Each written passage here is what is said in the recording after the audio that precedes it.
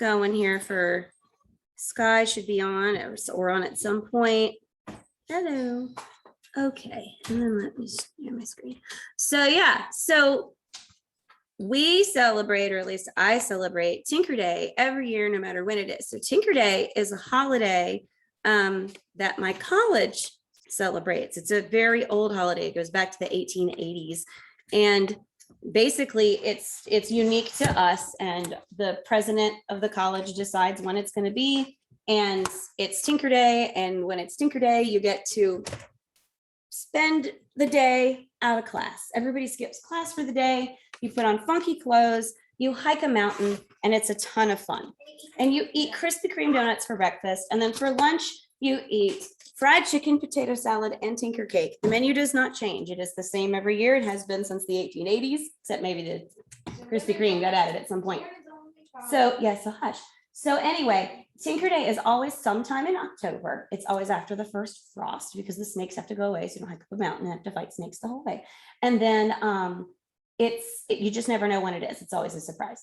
So it should be within the next couple of days, because we're almost out of October. Last year they didn't have it because of the pandemic, and it was the first time since, oh gosh, it was the first time in decades that they hadn't had it. One time they had to have it indoors because it just rained and rained and rained and rained and rained like all of November. But it's super fun and it's my favorite. So because it's your last Tuesday in October, we're going to have our Tinker Day treats today. But if you watch your email gives very specific instructions. I'll tell you real quick in case you missed it. But your email, well, everybody gets email from me every week. So even if you're not reading your email, then your mom is getting it. And be sure you get the information from it, because, for example, here's the Tinker Day information right here. So it's extra credit. And your options are, if you post a picture to the forum, I will put in a post that says it's Tinker Day. But if you post a picture to the forum of either you eating Krispy Kreme donuts for a point, or taking a hike for 1 point, or take a hike, like take a picture. It has to be on Tinker Day. You have to do it on Tinker Day, or you dress all wacky for a point, or you're wearing green and gold. If you do any of these things, you get 1 point on your midterm. Okay. But if you take a picture, and you could have had a hike at any time, like you could have taken a hike last year and posted that. But if you take a picture of yourself on a mountain, eating Krispy Kreme, wearing something wacky that is green and gold, and you can prove you took the picture on Tinker Day, like you're holding up a phone or something in the picture with the date on it, then I put 3 points on your midterm. And if Tinker Day happened on a Tuesday, there were other opportunities for points, but it's not going to happen on a Tuesday. And everybody is at this point banking on it being tomorrow, because the weather in Roanoke is going to be beautiful tomorrow. And it's a little chillier today. Tomorrow's going to be a little warmer. So a lot of folks are kind of banking on that. Yes. What if we do a backflip wearing crazy clothes on top of the mountain? A backflip wearing crazy clothes. Yeah. I still can't. I didn't turn my Rico when I forgot. It depends. Back handspring or a back tuck. Yeah, I never did, Peggy. I sprained my finger. Double back handspring. I can't. Well, it depends. And I can almost bend it again. I can Double back tuck. I can do a back doing a tuck, double but I back? can't do a back. I can do a back handspring, but I sprained my finger and now I can almost bend again. Oh, there you go. Do you want to see skinned fingers? Have Cole show you his. He slid down the rope at gymnastics last night and shredded his hands. One more thing to pass out before we start. Yeah, looking at it almost made me sick. I have Halloween treats. It's bubbles. Don't blow them in my house. Blow them outside. Blow them when you get home. Also, on your way out, there's some candy at the door and a little sign about taking in a appropriate amount. One place. Whichever one you want. You know it right now. Skeletons. Whatever kind.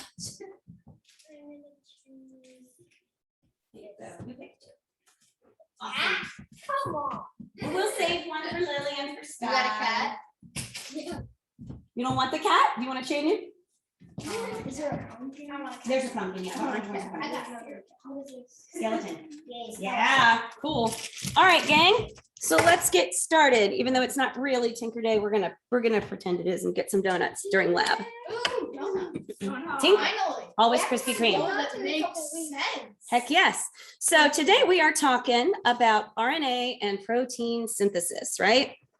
So you guys had some videos as your lesson, and that's because you didn't have a corresponding chapter in your book that covered this material. And I wanted you to understand this process because this is kind of what our lab is going to be today.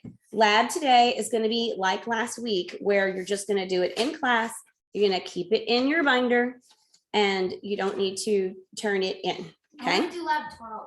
Oh, Lab lab 12. is good. Which one is that? What's it say? Read That's it. using DNA to identify human remnants. That's going to be fun. My favorite one is, I think it's 15. It's the Sprite lab. It's my favorite lab of all time. Sprite? Mhm. Sprite? Do we get to drink the Sprite? Nope. Oh, dang it. You'll find out what Sprites are. It's a thing.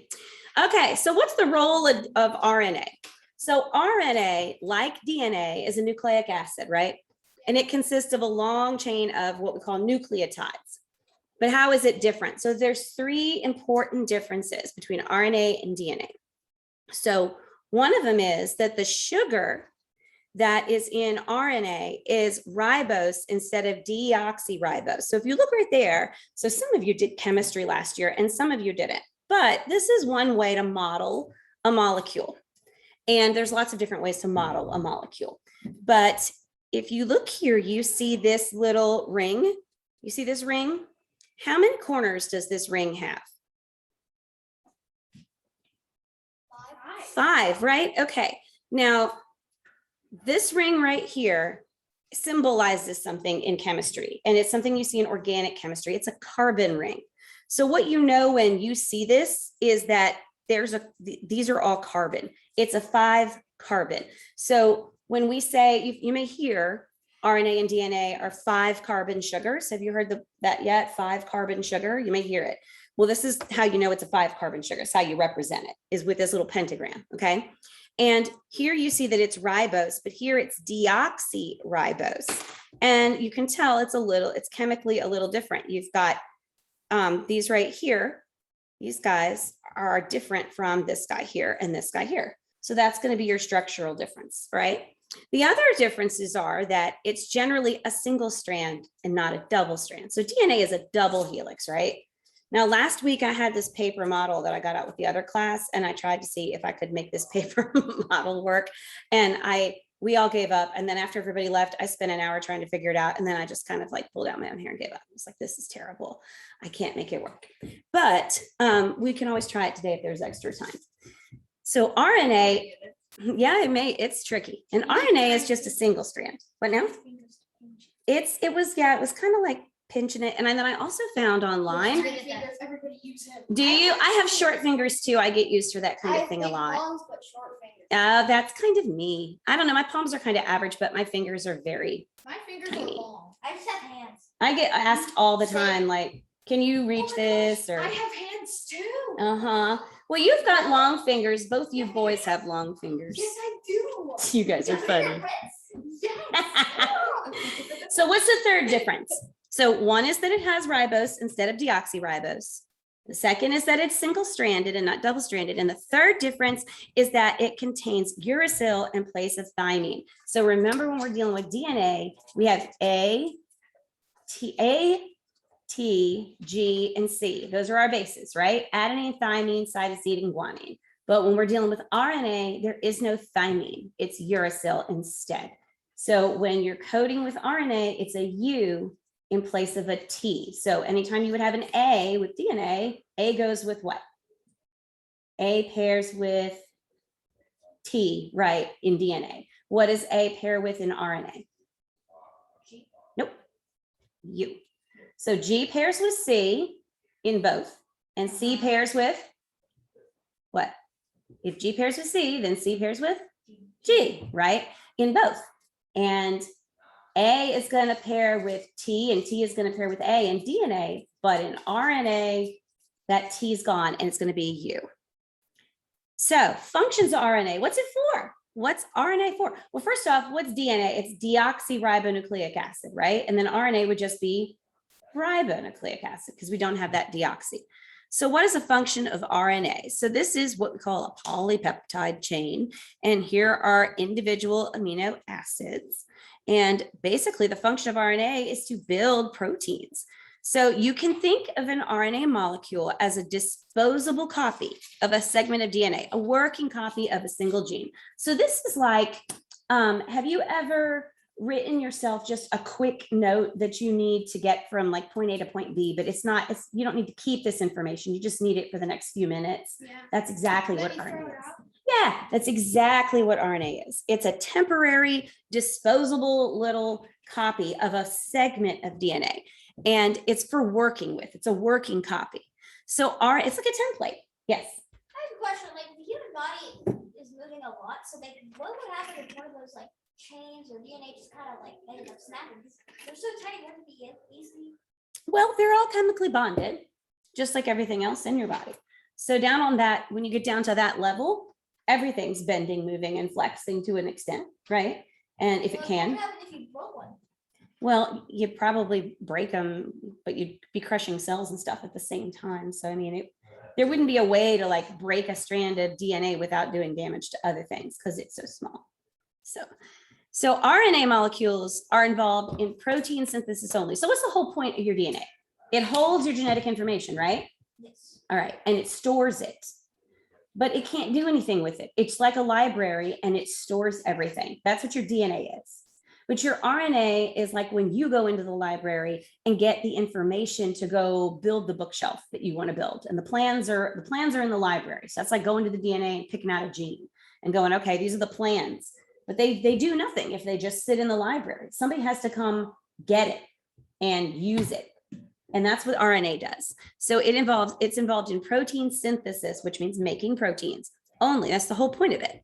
So it controls the assembly of amino acids into proteins. So you'll hear this many times in your life. Amino acids, and this is one of those definitions to stick in your brain forever, amen. Amino acids are the building blocks of proteins. When you string amino acids together, you get a protein. So see these guys right here, these are individual amino acids. And when you string them together like this, it's called a polypeptide chain. And when you put those together, you get proteins. And proteins are what make you, like proteins, right? They determine your eye color, your hair color, your skin color. They build your nervous system. They build all your tissues. So we have three main types of RNA. Does anybody remember what they are? Your main types of RNA. So you have one called messenger RNA. Yes. What? Yeah. RNA, mRNA, and rRNA. Very good. We do. We have T, M, and R. Okay, so this is M. All right. So what's he do? He sends a message to the tRNA. Yeah. So he's going to carry information from DNA to other parts of the cell. So I think there was a thing in your assignment to like draw a picture that would help remind you of what mRNA does. So this is an example. This is a stick figure dude, and he's running with this message. He's carrying information from DNA to other parts of the cell. And then, like you said, we have rRNA. So that's ribosomal RNA. And it makes up subunits that make up a ribosome. So you have to have ribosomes because that's where all of your protein synthesis is going to take place. Like it's going to go through this ribosome. And you have to have something that makes the ribosome. And that's what he does. He builds. So he's got the little hammer. And then lastly, you've got transfer RNA. So this is when your proteins are built. When your proteins are built, transfer RNA molecule transfers each amino acid to the ribosome. So how does a cell make RNA? You have to have RNA or you're not going to make anything. You're just going to sit there and do nothing. You have to have it, right? So we have two processes. We have transcription and translation. And those are the two T words that go along with RNA. So when you're talking about transcription, so in transcription, you got segments of DNA that serve as little templates, right? To produce what we call complementary RNA molecules. What would complementary mean here? What do you think that would mean? So if I have a strand of DNA and it says GGCAT, GGCAT, then I have to make an RNA strand that matches. It's not the same. It's kind of like we talked about homologous chromosomes, right? They're not identical, but they go together. So that's what the complement is. It's like the photonegative. Have you ever heard of a photonegative? That's kind of an old school thing since you guys all have digital photography. But back in the day when you would take photographs on film, you would have a negative of that photograph and you would have to develop the negative to get the actual photograph. And basically all of the light and dark were reversed in the negative. So it's a complement. Hey, come on in. So it produces a complementary RNA molecule, which means that that molecule is going to go along with your DNA. Okay. So the base sequences of your transcribed RNA complement the base sequences of the DNA template. So what this means is, do you know what it means to transcribe, like as a person? What would you do if you were transcribing something? Yeah. So what there'd be is there'd be like some typed words and then you have to transcribe it in like maybe a different language. Yeah, exactly. Or you take it from typing to handwriting or handwriting to typing, or like you said, one language to another. Another way to think about it is decoding. So if you ever done an activity where you have a coded message and you have to figure out what that coded message means by using like a cipher. You ever used a cipher? Have you done that? Yeah, well, it'll be like, you know, T equals F and E equals G. So anytime you see this letter, you replace it with that letter, and then the end you encode it. Anybody ever seen? Yeah, symbols. You ever seen A Christmas Story where he gets a little decoder pin? Be sure to drink your Ovaltine. You've seen that movie, haven't you? Oh, come on. It's the best Christmas movie ever. Ralphie with the Red Ryder BB gun at Christmas. Remember? He gets a little pin and it says where to set the pin, and then he uses that to decode a message that he gets from the radio. Have you ever heard of the Zodiac Killer? Oh yes, the Zodiac Killer used to coded messages. Yes, symbols. There's like 2 of them that still haven't. Yep, still haven't been solved. Danny, I like your socks. Oh, thank you. These are all my greenish green. This is as best green and gold as I can get. So this is the point of, so transcription, guys, is when you've got a DNA template and it's used to make the complementary RNA. So you use it to basically decode and make a strand of RNA. So this, I think, is what you guys saw, but we're going to refresh, make sure that we all remember. Love the Amoeba Sisters. Sometimes it feels like DNA gets all the credit. Yes, the structure of DNA is amazing. It has a beautiful double helix structure, a twisted ladder. It has its own emoji. DNA stores genetic information and codes for your traits. However, sometimes what gets left out is how important RNA is. Without RNA, you actually couldn't get that genetic message out to your cells so that they can start producing proteins. We talk about this in protein synthesis. RNA is a very important biomolecule, just as important as DNA. In fact, RNA is even hypothesized as coming first, before DNA, in the RNA world hypothesis, something we need to make a separate video about. So let's compare and contrast DNA with RNA. First, you will find DNA and RNA in all living organisms. In eukaryotic cells, DNA tends to be found in the nucleus, while you can find RNA both inside and outside of the nucleus. Prokaryotic cells don't have a nucleus. Both DNA and RNA are nucleic acids, which are a type of biomolecule. Nucleic acids have a monomer, which, if you remember from our biomolecules video, a monomer is a building block. The monomer for nucleic acids is a nucleotide, so both DNA and RNA have nucleotides. The nucleotides of both RNA and DNA have 3 parts: a phosphate, sugar, and a base. Let's draw 6 nucleotides of DNA and 6 nucleotides of RNA. DNA is generally double-stranded, and in focusing on these 2 strands of nucleotides here, you can see they run anti-parallel to each other. RNA is generally single-stranded, so you are just seeing one strand here. The sugar in DNA is deoxyribose, and the sugar in RNA is ribose. This makes sense because DNA stands for deoxyribonucleic acid. That's helpful to know because the deoxyribose is a sugar, and nucleic acid is that type of biomolecule it is. RNA stands for ribonucleic acid, as its sugar is ribose. The bases in DNA are adenine, thymine, guanine, and cytosine. It helps to remember the popular mnemonic apples in the tree. That helps you remember that A goes with T, and car in the garage. So C goes with G to understand how DNA bases pair. The bases in RNA are adenine, uracil, guanine, and cytosine. Notice the different one? It's uracil. So you have to change that popular mnemonic device here. Instead of apples in the tree, maybe the apples are under. Car in the garage still works though. We mentioned earlier that DNA codes for your types, but it couldn't do that without RNA's help. In our protein synthesis video, we talk about 3 different types of RNA and their very important roles. mRNA, which stands for messenger RNA, mRNA's job is to carry a Bless message you. based off of the DNA. In eukaryotic cells, DNA generally stays in the nucleus, but mRNA has the ability to leave the nucleus to take the message to a ribosome. Ribosomes make protein, and RNA is actually a major component of ribosomes. This type of RNA is called rRNA, which stands for ribosomal RNA. Finally, we discussed transfer RNA, or abbreviated tRNA.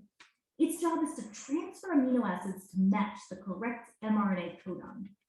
Codon charts using mRNA codons have been developed so that you can actually see which amino acid is brought for each mRNA codon. When those amino acids are joined together, they make a polypeptide chain. Proteins are made of one or more of these polypeptide chains, and proteins have tons of different roles, but we don't want to spoil it. Check out more in our protein synthesis video. Before we go, let's try a little 3-question quiz, shall we? Just pause it after the question so you have time to think about it. Question 1. If I have 8 DNA nucleotides, how many DNA bases do I have? And also, Oop, she's still talking. so how many base pairs? All right, so if you have 8 nucleotides, and 8 nucleotides, how many bases do you have? And then how many pairs? What you think? 2? You think 2? Guess 6. All right, so let's watch. Each nucleotide, regardless of whether it's a DNA or RNA nucleotide, has a phosphate, sugar, and a base. So 8 DNA nucleotides would have 8 bases. 8 bases. So here's your nucleotide and your base. Yeah. Nucleotide base, nucleotide base, nucleotide base, all the way down. And then how many pairs? DNA bases pair 4. like this, and that's 4 DNA base pairs. Question 2. If one strand of DNA has these bases shown here, ATT, GAC, can you complete what the complementary DNA bases would be for the other DNA strand? Okay, other DNA strand. So not RNA, but DNA. T T. TAACTG. There you go. You guys are fast. The answer. So remember those base pairing rules for DNA. Very And good. the popular mnemonic. If placing the bases in this image, reading in the direction shown on this image, they'd be Bless TAACTG. you. Question 3. In a process known as transcription, a complementary RNA strand called messenger RNA has to complement the DNA. More about that in our protein synthesis video. So if I still had the original portion of DNA here, what would be the complementary RNA bases? Okay, so now we're going from DNA to RNA. So what goes here? Think about it. If it was DNA, it would be T, but we're going from DNA to RNA, so it's a U, and then A, C, U, G. You guys have got it because you're smart people. The That's answer. right. So remember, it's asking for Mm. RNA. Like when I go to No bed tonight, thymine to here. get me It's up and get uracil instead. Are you? Apples under helps remember. Picture it in your OU. head. Car in the garage helps you remember C with G. So in this portion, reading in the direction shown on this image. So we get we this have- point. All right, so let's look at this one then. So this is in your notes. You probably want to look if you've got your notes with you. I don't have my notes with me. So, well, if you have them, then follow along. And if you don't, you can always check it later when you get home. So DNA shouldn't get all the credit for this portion. Check out, we saw the video. Then write if it's DNA, RNA, or both, if it pertains to DNA and RNA. So I am a nucleic acid. Is that DNA, RNA, or both? What do we say? We got an RNA, we got a both. What else? It's going to be both. Right. All right. I'm usually single-stranded. RNA. I generally found both inside and outside the nucleus in eukaryotic cells. Very good. Okay, I'm arranged as a double helix. DNA is your double helix. Remember D double, right? I include the bases guanine, cytosine, and adenine. DNA. Or actually both, because RNA does have the A, just doesn't have the T. All right. Each of my nucleotides includes a phosphate, sugar, and base. DNA? Both? Both. So I use the base uracil. That one's going to be? DNA uses U. Who uses U? RNA uses U. And who uses thymine? DNA. Great. Okay, I generally remain in the nucleus in eukaryotic cells. DNA. And I have a deoxyribose sugar. What's that one? Deoxyribose sugar. DNA. I'm made up of nucleotides. Both. And I have the sugar ribose. That's going to be RNA. Very good. All right, so ribosomes and protein synthesis. So what is the genetic code and how is it read? Now we're going to be doing some stuff in lab today that is going to, you're going to actually kind of practice this whole process. So the genetic code is read 3 letters at a time. So each word is 3 bases long and corresponds to a single amino acid. So when you have your big DNA strand and it's like GTT, ACG, AGTC, whatever, it's 3 of those letters that make a word if you're trying to have a message. Okay, are we good? Everybody following? All right, and that's called a codon. All right, now there are also segments that tell RNA when to start reading and when to stop reading. Because think about it, there are millions of letters in a row. How does the RNA know where to start and where to stop? There has to be something special to tell it where to start and where to stop. So proteins are made by joining the amino acids together into long chains, and we call this polypeptides. And here's an example of one. So it's got all these different amino acids. Here's one: serine, histidine, cytosine. See them all together in here? Oh, cytidine, sorry. And you stick them all together and you get a polypeptide. You stick all those together and you get a protein. So these bases form a language or genetic code with just 4 letters: A, C, G, and U. Have you seen this? I was about to say, do you see this anywhere else in this room? I am wearing it. Ta-da, that's it. You know exactly. I can cheat. And I can tell you that if you start with G and the next letter is C and the next letter is G, it's going to make alanine. That's what it's going to make. This is a really fun little wheel. Sometimes they just call it the genetic code. Sometimes I've seen it called like the genetic sunburst or whatever. Something sort of like that. In your lab. Lab. It's in your lab.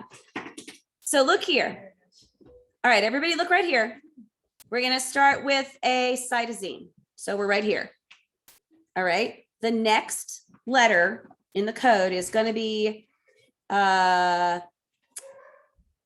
uracil. So we're going to move from here to here. And then the next letter in the code is going to be A. We're going to move to here. And then that tells us that we're going to make, I think this is a lutecine. I'm not sure. I used to have them all memorized. And see right here, it doesn't matter. If you do C, U, and any other letter, you're going to get this amino acid. But look right here. If you do A and U or C, you end up here. And if you do A and A or G, you end up here. But look right here. If you do U, G, G, you get here. U, G, A, you get there. So they're different. Now you will see when you do the one in lab, it's going to tell you start and stop, because start and stop are definitely 3-letter codes. So each 3-letter word in mRNA is known as a codon. You're going to want to stick that word in your head, codon. That's an important one. Okay. So this is an example for one here. It says the methionine codon, AUG, serves as the initiation or start codon for protein synthesis. You don't need to know that it's methionine, but AUG, anytime you see it, AUG is the actual codon that means start. Okay. And that means that whenever RNA is zipping along a strand of DNA and there's like all these millions and millions of letters, when it says AUG, it goes, oh, I need to start working now. Now is when I start decoding. So following the start codon, mRNA is read 3 bases at a time until it reaches one of the 3 different stop codons. And there are 3 different stop codons. Here's an example of one here, UAG. And when it hits UAG, it stops making an amino acid and goes, oop, that means stop. So that was, we were talking about transcription. All right, so what's translation? That's the other T. Transcription, translation. Translation says, what role does a ribosome play in assembling proteins? Well, that's where all this is taking place. So ribosomes, use a sequence of codons in mRNA to assemble the amino acids into the chains. That's where they're sticking them together. So the decoding of mRNA is known as translation. So if you go from DNA to RNA, it's transcription. If you go from RNA to protein, it's translation. So I'll ask that again. If you go from DNA to RNA, it's what? Transcription. And if you go from RNA to protein, it's translation. That's right. And those are important to know, transcription, translation. So there's a picture of them. Look, they're like, woo, this is the ribosome. It looks like a Pac-Man here. And it's showing that inside of it is where all these little codons are being put together. And see how we're on time. I think how long was this one? And you guys watched this one, right? But we'll watch some of it again. We may not watch all of it because it's a longer one. Yeah. Let's move ahead a little bit. Make that happen. So what we're going to talk about is how your DNA can link to the making of a protein. This process is called protein synthesis. Synthesis essentially means to make something. So protein synthesis means to make protein. And you may wonder, what's the big deal about protein? Let's get to the, here we Or go. not activated. More about that in our gene regulation. Yeah, video. your gene regulation. Here we go. Before we get into the process, please note our typical disclaimer. We tend to simplify topics, but as always, we hope. Yeah. I'm trying to grab you. Here we go. All right, so. The transcription is when we're going to transcribe the DNA into a message. In your cells, the DNA is in the nucleus, so therefore we're doing transcription in the nucleus. In the step of transcription, an enzyme called RNA polymerase will connect complementary RNA bases to the DNA. So it makes your RNA, and then where does your RNA go? It's going to leave your nucleus and it's going to go where? The cytoplasm, where it's going To the ribosome. ribosome. And that's where your translation is going to The take place. ribosome That's the whole reason for it. So here's the video of it actually going on, right? Or transfer RNA. They carry an amino acid on them. An amino acid is the monomer for a protein. It's a Oh, well, I didn't mean to skip it. That's okay. We can do this part because I'm watching our time because we do have lab in like 9 minutes and you guys all watched it anyway. All right, so let's look at this one. So we have mRNA, something and something. So what did you guys put for 13? Do you have it in front of you? Drew, do you have it? I know you did it because I saw it laying out. What do you put for 13? No, it was in that laundry basket you were supposed to take upstairs. So I think it's in the laundry room. What's here on 13? Who's got it? Anybody have it? 13, it was, that was rRNA. Okay. And then then obviously what's 14 going to be? tRNA. Right. All right. So mRNA stands for what? What's the M? Messenger RNA. rRNA stands for ribosomal RNA. Good job. And then transfer RNA. So I don't know what you guys did for pictures, but these were the pictures they offered. They were kind of cool. Shows the RNA. Like I had the guy with the envelope. I had the guy with the hammer, and then I had the guy with the wheelie suitcase, right? Speaking of pictures. So I what's took the- pictures yesterday. Oh, cool. You guys do a lot of them. So what is the function of messenger RNA? It does what? Messenger RNA. That's what we talked about at the very beginning. It brings Messenger Messages RNA brings the to message to the RNA. Yeah, it carries the message from the DNA out of the nucleus, basically. All right, and then what does our RNA do? carries the nucleus to the It's what goes on. Yes, it's the in the ribosome. So it's the major component of the ribosome. The ribosome is a structure that makes protein. So you'll have to have something. It has to be made of something, right? And what's it made of? It's there you go. This is what makes it.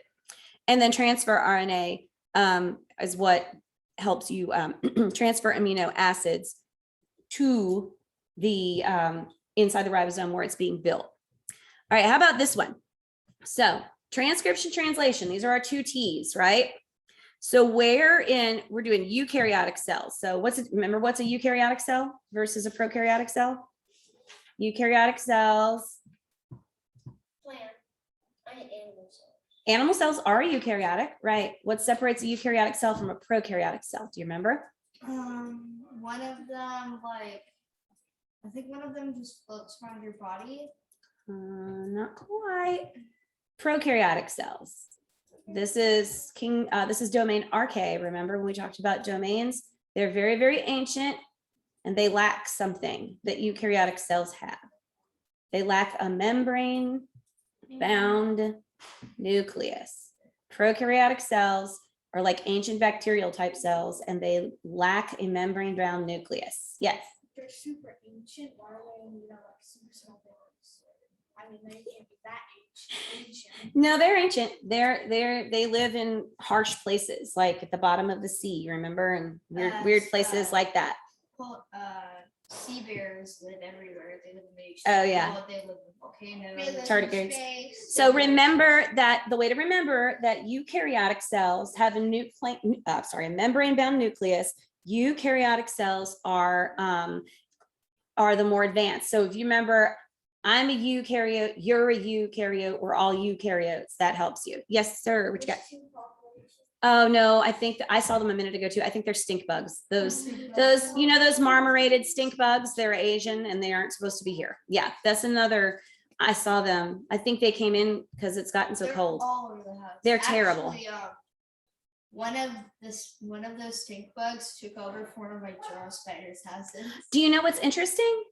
JrLRCL spiders will eat them, and nothing here because they're invasive. Those marmorated, we have North American stink bugs, but those marmorated ones are Asian, and none of our native species eat them. But JrLRCL spiders, who are, as we know, not a native species and are also invasive, will eat them. So that's my one thing where I'm like, yay, JrLRCL spiders, please be. These things are awful. Mosquitoes. How about they all take a trip to South America? It can be there. South America, now they're going to invade there. All right, so let's look at this one. All right, so transcription. In a eukaryotic cell, where does transcription take place? Remember, this is taking your DNA and making an RNA message from it. Where in your cell does that take place? In the nucleus. That's right. Okay, now, here was a description of it. This is when you've got your your RNA polymerase builds mRNA from DNA. So it's in your nucleus. This is where your mRNA is built, and it's going from DNA to RNA, specifically mRNA, right?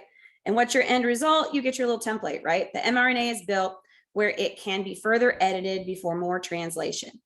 And then DNA, is it directly involved? Oh yeah, you have to have the DNA template to make that RNA. So then how about this one? Translation, where does that take place? Not in the nucleus, but in where? Where does that take place? Translation. It's when you're building proteins. So proteins are built in the ribosome. They're built in the ribosome, right? So it's in the cytoplasm. If you remember when we did our cell diagrams, your ribosomes are in the cytoplasm, right? All right, so then what happens? This is when you've got transfer RNAs and they're bringing your amino acids in, matching your codons, and you're going to do this today in lab. You're basically going to behave exactly like transfer RNA. It's pretty cool. And you're going to carry amino acids, join them together and make your polypeptide chain. So one or more polypeptide chains are created, and a protein is made up of one or more of these polypeptide chains. So you've got amino acids that make polypeptide chains that make proteins. And then lastly, this is uses all three kinds of RNA in this process. So mutations, we have a few minutes, we need to talk about mutations. What are mutations? So there are different types of mutations, guys. You've got mutations that are, mutations are heritable. All right. So that means if you get a mutation in your DNA and it changes your genetic information, it can be, depending on it, can be passed to your offspring. Not always, depends on the mutation. So mutations that involve changes in one or a few nucleotides are known as point mutations. If a gene in one cell is altered, the alteration can be passed to every cell that develops from that original one. So basically, if you're changing one or two of these little nucleotides, which happens, that's called a point mutation. Have you ever had to write down a phone number or a long number and then just missed one digit and gotten it wrong?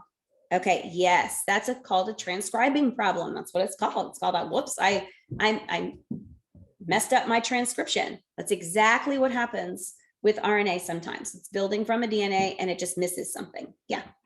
I need to tell you all something really quick. Only Lewis can't answer because he knows it. It's a really funny joke. Okay, can you wait just a minute till we wrap up this part? Okay, cool, because I don't want to. Lewis Run can't time. answer 'cause he knows it. So your types of mutations. All right. Point mutations, this is when you change a nucleotide, right? In a substitution, this is a substitution right here, okay? We're going to start with the word beast, and we're going to say this is our word. In a substitution, it's gone and replaced the B with an F. So that's a substitution, right? Now it's feast. And now we have an insertion. And let me just tell you, somebody made this a better picture because this is not what the original cartoon showed for this word.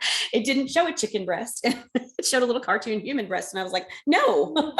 And then I found somebody who had done a chicken breast. That was much better. So yeah, so an insertion is when an extra nucleotide gets tossed in, right? See, it went from beast to breast. There's an R that wasn't there before. So that can happen too. You could think if you were writing a big long code, you might do that. All right, and then you've got also a deletion. So a deletion is when one of your nucleotides is missing. So now you've gone from beast to best. You're missing the A. Yay. And then lastly is an inversion. Now you've got beats. Well, that's because these two got flipped.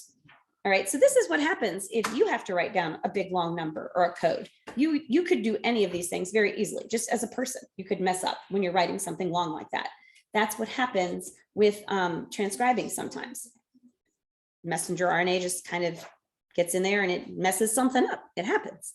So you got 4 types of chromosomal mutations. So those are in your base pairs. That's one kind of mutation, right? So point mutation happens in the base pairing. Then you've got chromosome ones. A deletion on a chromosome is a little different. It's not like you've missed a whole nucleotide base. You've missed a whole piece of a chromosome. Look here, this chromosome is missing this whole piece. It's just gone. So it's loss of part of a chromosome. That's a problem. And then duplication, well, look right there. There's a band that's like green, yellow, and red, and it's supposed to be once. Well, here it's in there twice. So this section of the chromosome has been duplicated. Then you got an inversion. This is supposed to be like brown, green, pink, blue, and instead it's pink, blue, green, brown. It got flipped. And that can happen on a chromosome too. And then lastly, translocation. Well, this is supposed to be on this one and this one's supposed to be on that one. And look over here, they're flipped backwards. And all these things can happen when cells divide, when DNA replicates, when RNA transcribes, all these things. They're very complicated processes. And it's really easy for mistakes to get made. Sometimes these mistakes cause major problems and sometimes they cause almost no problems at all. So mutagens, okay, mutagens are things that cause mutations. So sometimes they just happen, like we were saying, but there are things that can cause it. So you've got things in the environment, and we call them epigenetic factors, and that these are things that can cause mutations. So you got chemical mutagens. These are things like pesticides, some plant compounds, smoking, bad for you, right? And environmental pollutants. Smoking's bad. Okay. Then you got physical mutagens. So these are things like electromagnetic radiation, like X-rays and ultraviolet light. Ultraviolet light, where's that come from? The sun. How do you get skin cancer? The sun. Too much sun. Yeah, ultraviolet radiation. Can you get cancer from being around too many X-rays? Yeah. Remember we talked last week about who got cancer at the end of her life after spending her whole life working with X-ray crystallography. I forgot her name. Rosalind Franklin, remember? Yep. All right. And then there are some mutagen. Without mutations, organisms can't evolve or change. And this is what we're going to be getting into very soon. We're going to be talking about how species form, how organisms change. And it is mutations that cause these changes. Okay. So some of them are good. Some of them are not good. And some of them cause no effect at all. So cancers, for example, we talked about cancer, how it's an uncontrolled growth, right? It's like the part of the cell that is supposed to shut off doesn't shut off. And then there's a condition in which an organism has an extra set of chromosomes, and that's called polyploidy. So mutation video, I'm going to send home with you because we are getting towards the end of our time here. And we're going to real quick go through this because we are at the end. So regulation and expression. Expression means what happens with what's in your DNA. How do your proteins get produced? So what controls the development of cells, tissues, and multicellular organisms? So you got master control genes. These are like switches. They turn on and off, and they tell your cells, because here's the thing, all of your cells contain the same DNA, right? So why doesn't your lung cell grow hair? And why don't your cornea cells grow lung tissue or muscle tissue? Like there are codes within your DNA that tell it what to do. And regulating gene expression is important. Otherwise, you couldn't get a multicellular organism with different types of tissues, right? If every cell produced the same proteins all the time, then you just produce more of the same thing. The fact that you have different types of cells means that you've got regulation going on. So real quick, I wanted to show you these things. So this is genetic control of development. As an embryo develops, different sets of genes are regulated by transcription factors and repressors. That's what we call them. So genes undergo, gene regulation helps cells undergo differentiation to become specialized in structure and function. So you remember back when we looked at fertilization and we looked at it like on a video and it showed the cell dividing and dividing and dividing, and it was like through a microscope camera, and we got to this stage here. Well, what happens is after a fertilized zygote turns into a morula and then a blastocyst, right here about 10 days is when it starts to change into different types of cells. You go from one cell that's just identical and repeating to different types of cells. And you can take an embryo at this stage, which is called gastrula, and you can determine what type of tissue will arise from what region of this tiny, tiny 16-day-old fertilized embryo. And it's called fate mapping. It's very cool.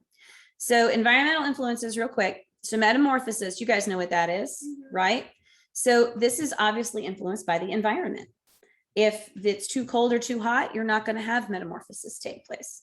Also, there are some genes that are controlled by temperature. That's another environmental change. So if you, this Himalayan rabbit, what parts of its body do you think get cold? The black part. Yeah, the feet, the ears. So why would it be beneficial for that rabbit to have black ears? To take in the sun. Yes, if you're outside wearing black, you get warm, right? So that's the whole point. Those genes are regulated by temperature. So the parts of this body that get cold are the parts of this body that produce black hair. And actually, they've done experiments where they tape an ice pack to the back of one of these rabbits. And when they remove, after some time, and when they remove it, that hair is grown in black. For real. Isn't that weird? So these are just showing, hydrangeas is another example of a plant. Yeah, and you can change the color of a hydrangea. Yep, based on the acidity of the soil. And I'll put the gene regulation stuff in. So you guys saw this video, and I think most of you completed the assignment, which is tell me what stuck out to you in the video, right? Yes, I did. And we don't need any more drag and printing because we don't have any extra time. That was just for extra time. All right, so we are ready for labs. So Anthony, you didn't get to pick a Halloween treat.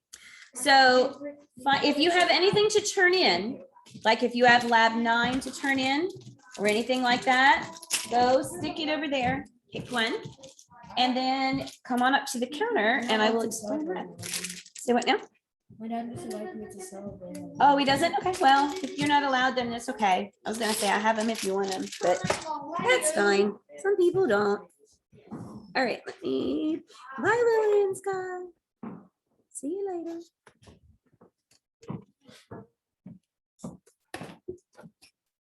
Okay, today's lab is nice and low key. Let me get this going.